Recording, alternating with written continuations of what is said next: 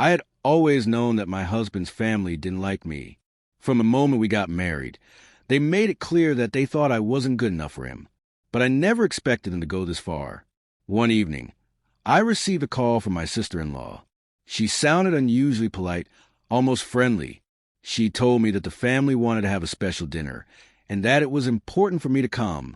I was surprised but also hopeful. Maybe, just maybe, they were finally willing to accept me.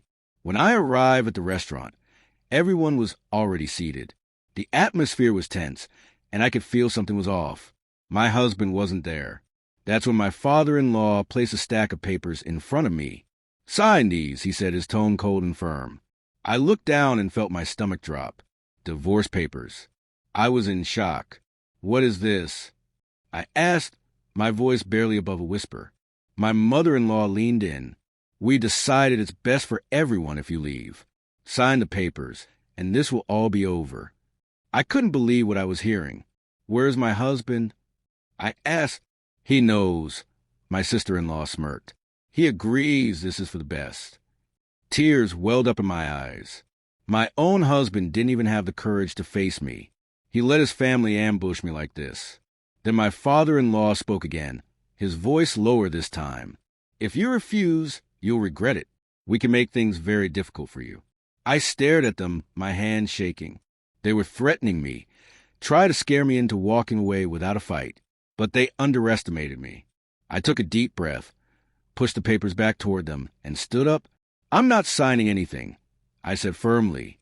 "If my husband wants a divorce, he can tell me himself." My mother-in-law scoffed. "You think you have a choice?" I looked her straight in the eye. "Yes, I do." Without another word, I turned and walked out of the restaurant. My heart was pounding, but I felt stronger than I ever had before. Later that night, my husband finally called. He stammered through his words, saying it was all a misunderstanding. But I knew the truth. His family had tried to bully me, and he had let them. That's when I made my decision. I wasn't going to let them control my life. If my husband didn't have the strength to stand up for me, then maybe I was better off without him. The next day, I met with a lawyer, not to sign their papers, but to protect myself.